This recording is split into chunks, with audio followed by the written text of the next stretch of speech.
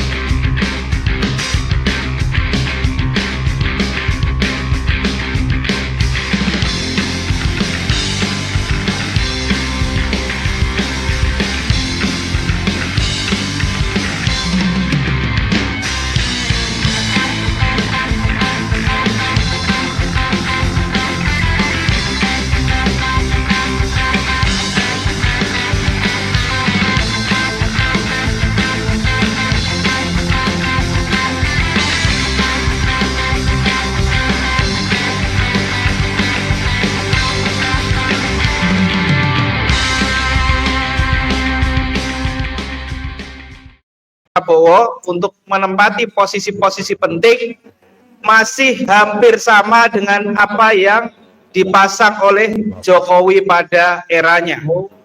Pun kita tahu akhir-akhir ini PIK 2 telah menjadi berita nasional dan sampai dengan detik ini belum ada statement dari Pak Prabowo yang berpihak kepada rakyat yang menolak represivisme dari pembangunan PIK 2 yang kemarin memang disahkan oleh Jokowi sebagai PSN.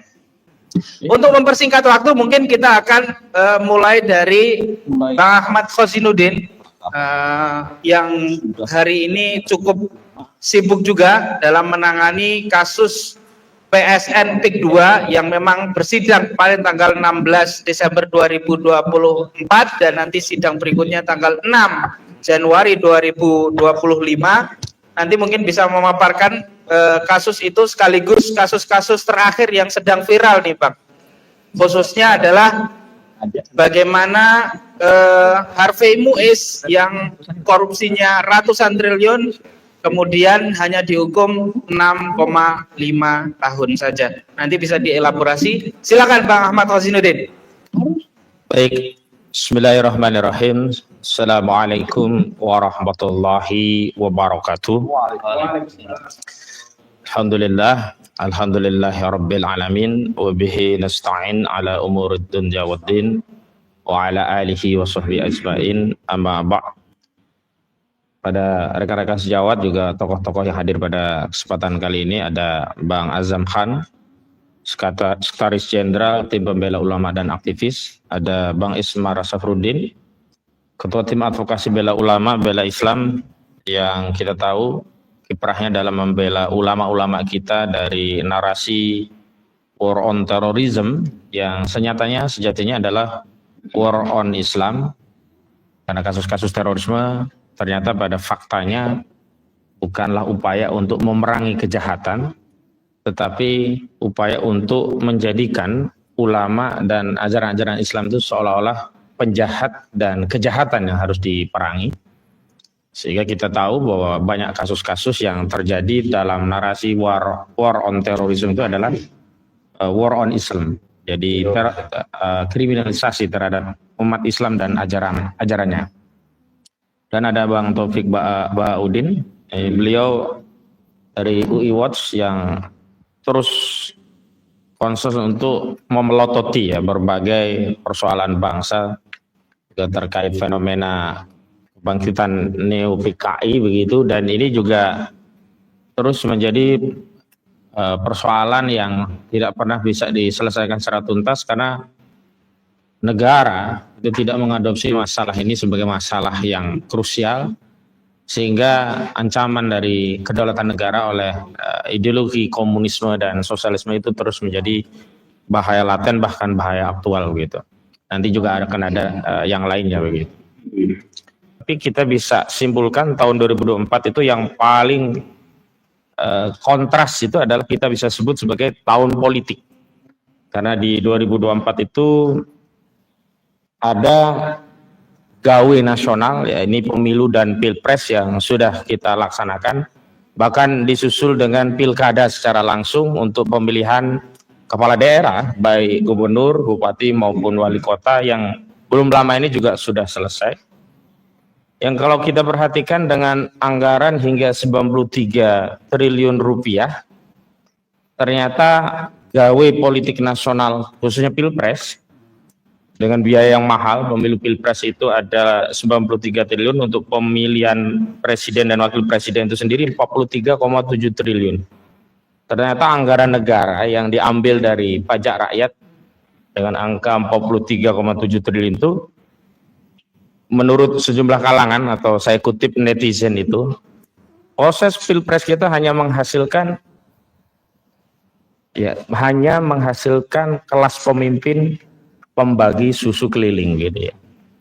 Jadi angka 43 triliun hanya dapat pemimpin yang kualitasnya tukang bagi susu keliling ini. Inilah ironi gitu ya. Dan kemudian angka 43 triliun yang totalnya dengan pemilu 93 triliun itu juga boleh bisa kita katakan hanya menghasilkan kepemimpinan yang omon-omon begitu. Omon-omon itu sendiri sebenarnya kan dipopulerkan oleh Presiden Prabowo Subianto yang saat itu menjadi capres, yang pada intinya bahwa hari ini banyak sekali orang yang hanya bernarasi, hanya bermain citra, tapi tidak bertindak nyata.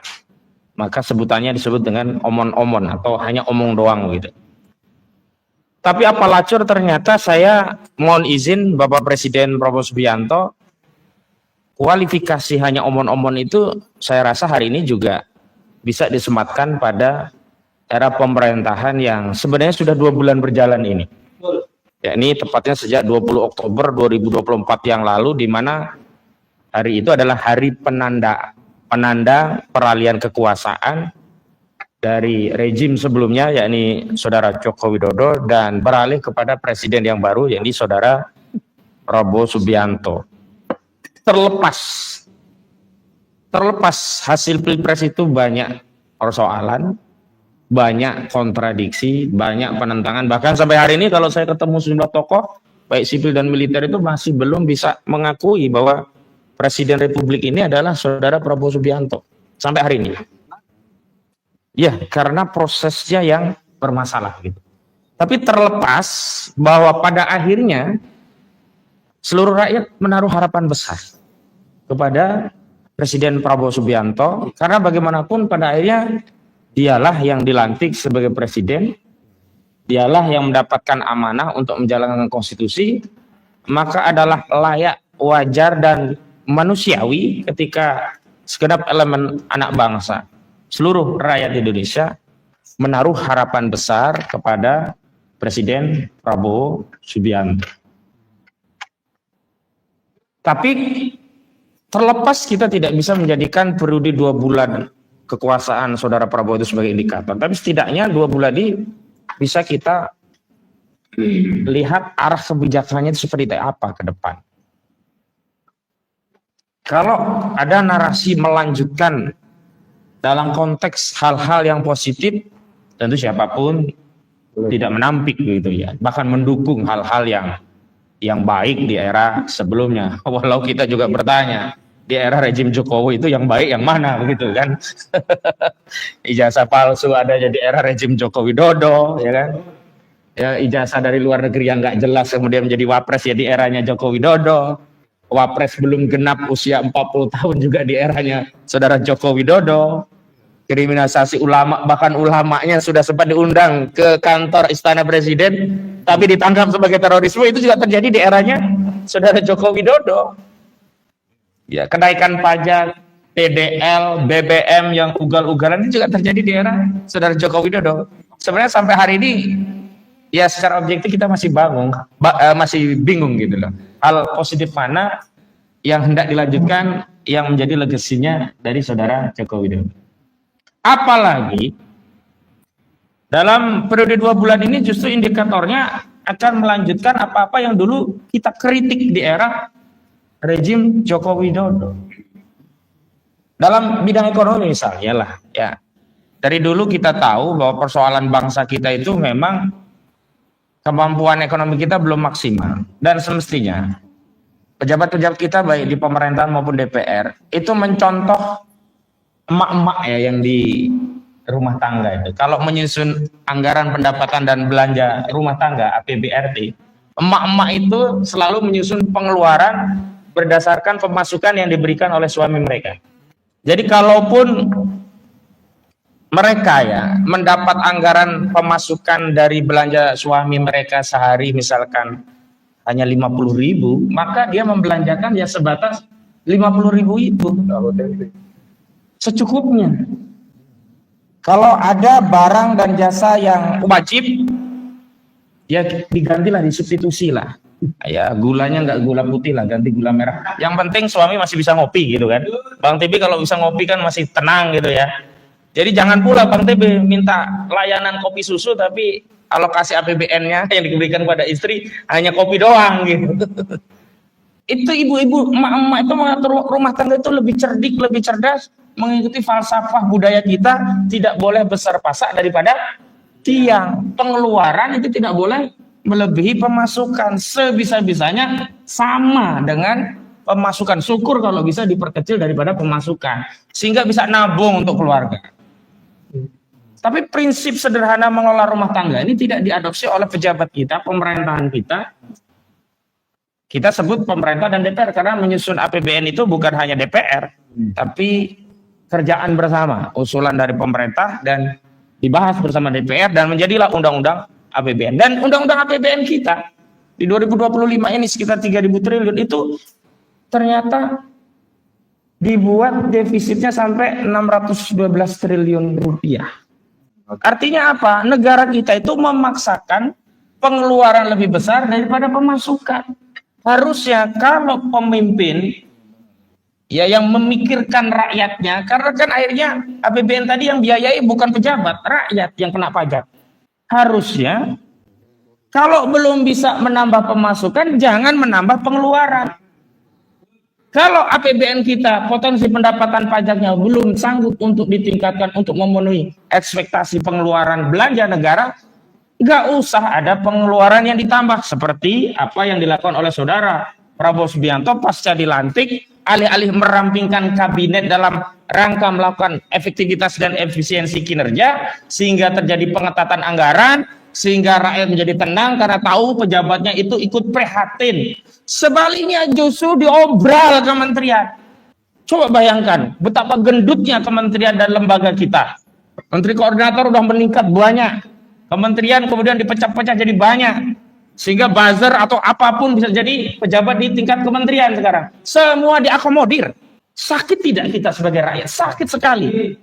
Di tengah keadaan yang sulit, pengeluaran negara tidak diketatkan, malah rencana di Januari fix PPN akan ditingkatkan menjadi 12%. 12% itu bukan 1% terhadap apa harga barang, tapi kalau dikaitkan dengan pajak itu udah 9% lebih. Pajak misalnya biasanya bayar misalkan 11.000 sekarang menjadi 12.000. 1.000 per 12 itu gede, itu berat. Pedagang itu mau ngambil untung seperak 2 perak aja bertaruh dengan customer. Karena customer itu selisih seperak aja dia cari belanja di tempat lain. pesaing lainnya. Belum lagi keran bisnis kita untuk produk-produk import dari China dibuka seluas-luasnya. Coba bayangkan, pedagang-pedagang di Republik ini benar-benar menjadi seorang yang yatim piatu, tidak dilindungi oleh negara. Mereka harus bertarung sendiri, modal sendiri, produksi sendiri, tapi dia harus bertarung dengan produk dari China yang proses produksinya didukung secara total oleh negara. Mana bisa kita bertarung, bersaing? Ini ibaratnya pedagang-pedagang kita itu petinju kelas ringan atau kelas bulu ya, disuruh bertarung di ring tinju dengan petinju kelas berat. Nah, kemudian pejabatnya ngomongnya enak saja. Salah kalian tidak meningkatkan kinerja kalian. Itu kan kayak Luhut bin Sarpanjaitan. Saat produknya Elon Musk masuk dan itu akan merusak pasar domestik, termasuk Telkomsel, alih-alih memproteksi pasar teknologi domestik dari serbuan market dari teknologi digitalnya Elon Musk, Luhut Panjaitan malah ngomong salah sendiri, kita nggak kreatif, nggak meningkatkan kemampuan ilmiah kita untuk meningkatkan kapasitas kita dan seterusnya. Ini kan pejabat yang sangat menyakiti.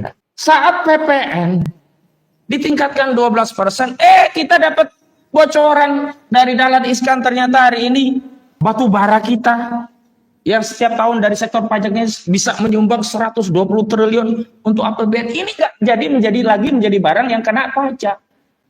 Kurang ajar nggak ini? Jahat sekali ini. Lalu saat kita dikejutkan dengan kabar vonis kepada Muiz, itu siapa kemarin namanya? Harvey Muiz saja berapa? 6 tahun ini? 6,5 tahun. Kita semua prihatin. Kerugian negaranya kan 300 triliun. Kok tiba-tiba kepala negara ikut-ikutan curhat? Presiden Prabowo ikutan curhat, itu menyakiti hati rakyat. Yang lebih menyakiti hati rakyat adalah rencana presiden yang akan memberikan amnesti kepada koruptor. Nah, ini kan sama-sama menyakiti rakyat. Hakimnya meringankan vonis bagi koruptor, presidennya memberikan ampunan kepada koruptor. Lengkap sudah penderitaan rakyat kita ini. Sementara kekayaan alam kita yang luar biasa, yang berulang kali kami sudah membuat seruan agar sektor pertambangan kita dinasionalisasi. Hanya dari sektor 4 atau 6 komoditi saja kita dapat 7.000 triliun per tahun. Batu bara saja. Kalau dinasionalisasi, kita bisa dapat banyak ketimbang memaksa naikin pajak 12% kepada seluruh rakyat yang miskin. Batu bara itu, modal produksi batu bara 1 ton cuman 30 US dollar. Harga batu bara berapa? Kalau sudah 180 US dollar itu udah untung berapa batu bara? Apalagi batu bara sempat di 300 US dollar per ton, modalnya cuma 30 perak dolar. Harus kan ini yang diambil oleh negara kalau memang benar-benar menjadi macan Asia. Ambil kekayaan alam, nasionalisasi, kelola oleh negara. Modal 30 dolar ya per ton itu mudah, ambil aja APBN murah daripada habis untuk BUMN yang nggak jelas keuntungannya. Setiap tahun laporan keuangan BUMN rugi, mending saja suruh nasionalisasi batu bara modal 30 US dollar per ton. Tinggal sekarang saya nggak tahu update terkini sekitar 200-an atau 150. Tapi pernah batu bara itu pada saat naik-naiknya jaya-jayanya sampai 300 US dollar per ton. Jadi hari ini kenapa kita harus mengaitkan peristiwa yang lalu untuk refleksi kita di masa depan? Ini sebagai pengingat, bukan hanya pengingat pada pemerintah, kita semua pengingat kita sebagai rakyat. Agar kita terus memelototi kekuasaan ini. Kenapa? Fungsi DPR sekarang ini mati. Yang harusnya bicara seperti ini bukan kita yang nggak pernah digaji. Kita nggak pernah dapat anggaran dari negara. Tapi kita melakukan kontrol terhadap kekuasaan. Harusnya ini DPR. Tapi karena DPR tidak berfungsi, maka kita mengajak seluruh rakyat untuk benar-benar mengawasi jalanan roda kekuasaan. Sebab hari ini nggak bisa kita mengatakan, biarin aja lah. Toh mereka yang berkuasa, toh mereka yang akan diminta pertanggungjawaban DR. Enggak, kita kena dampaknya baik di dunia maupun di akhirat. Dalam hadis Nabi Muhammad SAW, beliau SAW bersabda, man ra'a minkum munkaron falyughayyirhu biyadihi fa illam yastati fa bi lisanihi fa illam yastati fa bi qalbihi fadzalika adaful iman. Jadi kalau kita melihat kemungkaran, Nah, tindakan penguasanya dot ya, keringat rakyat, sementara membiarkan kekayaan alam kita dinikmati oleh oligarki, membiarkan batu bara kita dikelola oleh orang asing yang kaya raya. Luhut Panjaitan gara-gara batu bara, Haji Ihsan gara-gara batu bara, Abu Rizal Bakri gara-gara batu bara, atau perusahaan-perusahaan swasta, grupnya Erick Thohir, grupnya yang orang yang kekayaannya disimpan di Singapura itu, Lau Tok Kok atau siapa itu. Ini adalah sebuah kezaliman. Kenapa kok kita rakyat yang punya mandat pada kekuasaan ini tidak dilayani, sementara oligarki yang mereka sudah kaya raya dikasih fasilitas lagi tambah kaya raya. Dan terakhir yang saya ingin katakan kasus PIK 2. Partai Indah Kapuk 2 yang kemudian difasilitas proyek strategis nasional oleh rejim Jokowi, dan dengan dalih status PSN PSN itu, maka oligarki PIK 2, oligarki properti PIK 2 ini melakukan proses pembebasan lahan seolah-olah semuanya menjadi PSN, lalu melakukan intimidasi kepada rakyat, memaksa rakyat akhirnya tanahnya dibeli dengan harga murah 30.000 sampai 50.000 perak per meter. Ketika dikelola oleh oligarki properti dijual menjadi 30 juta per meter, yang kemudian mereka berdalih hari ini, oh itu gak PSN semua, tapi itu baru mereka sampaikan hari ini setelah ada kritik tengah-tengah masyarakat. Ini sudah lama kasus ini. Bang Said Didu itu udah 6 bulanan bergerak sendiri awalnya. Dan saya mengadvokasi dengan kawan-kawan tadi di MOR PTR ya. Jadi TA itu tim advokasi, MOR PTR itu adalah melawan oligarki rakus perampas tanah rakyat.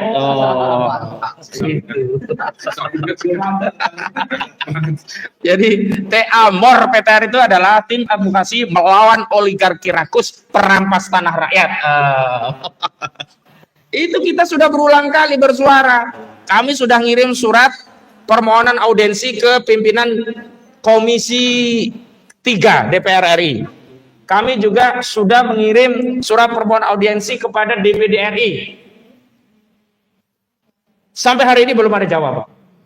Padahal yang punya kepentingan mereka sebagai wakil-wakil rakyat untuk mengontrol proyek yang sudah merampas tanah rakyat nih. Ada tanah rakyat dirampas, sungai ditimbun, laut dipagari, kecelakaan menimbulkan cacat, kematian. Kok diam semuanya? Termasuk saudara Prabowo Subianto sampai hari ini diam. Heran saya. Mohon maaf Pak Prabowo, tidak ada satupun masyarakat yang punya aspirasi agar koruptor diampuni. Tapi tiba-tiba pemerintahan Anda mau mengeluarkan wacana akan memberikan amnesti kepada kepada koruptor-koruptor. Anda bicara terhadap sesuatu yang tidak dibicarakan oleh rakyat Anda. Hari ini seluruh rakyat membincangkan tentang kezaliman PSN di berbagai wilayah. Di Rempang, termasuk di Banten PIK 2. Di Rempang ada saudara Tommy Winata yang punya Rempang Eco City. Di Banten ada saudara Aguan atau Sugianto Kusuma yang punya proyek pantai Indah Kapuk 2. Semua sudah protes. Ulama-ulama bersuara. Jawa Timur sekarang masuk. Jawa Timur sekarang juga iya, di Surabaya. Tapi kenapa kok tidak ada respon resmi dari negara gitu loh. Saya bertanya, negara ini dibentuk untuk siapa? Untuk melayani rakyat, melindungi rakyat, memenuhi hajat rakyat, atau menjadi pelayan, pelindung, dan memberikan kemaslahatan bagi oligarki? Kalau jawabannya yang kedua, oh ya sudah, kami tidak akan mempertanyakan lagi. Karena faktanya negara ini dibuat hanya untuk melayani oligarki. Negara ini memang untuk melindungi oligarki. Negara ini memang untuk menciptakan peluang bisnis dan keuntungan besar bagi oligarki. Sudah, kami nggak akan protes. Tetapi kalau itu yang terjadi, tentu kami berhak marah. Kenapa? Karena saat kampanye tidak pernah ada satupun calon presiden yang menyatakan negara ini dibangun untuk kepentingan oligarki. Tidak ada. Mereka semua mengatakan kami akan berdiri bersama rakyat. Kami akan wakafkan sisa hidup kami untuk rakyat. Semua untuk rakyat. Sekarang kami bertanya, rakyat yang mana? Tenggelam bersama rakyat. Ingin timbul dan tenggelam bersama rakyat gitu loh. Tenggelamnya doang. Mohon maaf, sudah terlalu lama diam. Ada sebagian yang meminta, tunda dulu kita. Mungkin lagi persiapan. Mungkin lagi ambil langkah taktis. Enggak, ini udah terlalu lama. Korbannya udah banyak. Di Pontang kemarin waktu kita dengar aspirasi masyarakat Kecamatan Pontang ya, banyak sekali keluhan yang ternyata mereka memendam sekian lama, bingung mau mengadu kemana, kepada siapa. Padahal kita punya negara, punya pemimpin. Hari ini rakyat seperti yatim dan piatu, seolah-olah tidak punya pemimpin. Mau ngadu kepada siapa? Makanya rekomendasi kami dari refleksi ini ke depan adalah baik pada pemerintah, pada Presiden Prabowo khususnya yang saat ini diberi amanah untuk memimpin kekuasaan, dengarkan aspirasi rakyat. Ingat, kualat kalau membangkang kepada aspirasi rakyat. Kualat. Banyak penguasa itu jatuh karena dia membangkang terhadap aspirasi rakyat. Tidak menunggu bertahun-tahun. Apakah saudara Prabowo Subianto itu kalah dengan saudara Aguan? Sehebat apa Aguan atau Sugianto Kusuma sehingga saudara Prabowo Subianto nggak berani ngomong tentang Aguan? Satu kalimat saja nggak ada. Makanya saya sudah katakan di sejumlah tulisan, kalau hari ini ada orang masih membela PIK 2, membela saudara Aguan, pasti satu di antara 4 golongan. Golongan pertama, memang dia karyawan Aguan, kerja, dia membela Aguan untuk kerjaan dia, entah jadi direksi, komisaris, pekerja, baik di level tinggi atau rendah. Maka sejatinya dia tidak membela proyek PIK 2, membela pekerjaan dia sendiri, membela perutnya sendiri. Yang kedua, orang-orang yang digaji, dikasih makan, baik sebagai konsultan media, konsultan hukum, dan sebagainya, oleh Aguan. Dan dia juga bekerja karena dikasih tulang. Kalau nggak ada tulang, nggak mau dia membela PIK 2. Hari ini semua marah pada PIK 2. Yang ketiga, orang-orang baik dari oknum aparat, pejabat, TNI, militer, purnawirawan, dan sebagainya, yang memang hidupnya menyalak makan dari tulang Aguan. Maka mereka bersuara, nggak punya malu lagi sekarang, terbuka membela. Kalau dulu, saya mohon maaf, tutup mata saja. Ada purnawirawan jenderal kerja di oligarki tertentu, karena mereka membatasi, menjaga marwahnya, nggak membuka diri keluar, ya kita hormatilah, namanya cari makan. Hari ini nggak punya malu, terbuka terang-terangan membela oligarki. Mana rakyat ini? Menawarkan diri pengacara. Bahkan ada yang menawarkan ya. Dan yang keempat, orang yang gila atau setidaknya rusak akalnya. Kenapa? Nggak mungkin di saat masyarakat tergusur, sengsara, menderita, kok dia berpihak kepada oligarki yang rampas tanah. Dan saya sudah katakan, isu di PIK 2 itu tidak sekedar isu perampasan tanah, tapi isu kedaulatan negara. Terakhir saya dalam diskusi mengomentari tentang iklan PIK 2 menggunakan bahasa Cina dan Inggris. Kan berarti segmennya mau disasar adalah asing. Selesai kedaulatan negara kita, bapak-bapak. Pak Prabowo selesai. Sudahlah. Gak usah latah ikut pidato mengomentari apa yang terjadi di tengah masyarakat. Kami rakyat itu butuh kebijakan yang pro pada kami. Ukuran sederhana kalau negara ini berpihak kepada rakyat dalam kasus PIK 2 itu adalah segera ya cabut status PSN PIK 2, segera hentikan proyek PIK 2 ini, dan yang ketiga audit seluruh pelaksanaan proyek PIK 2.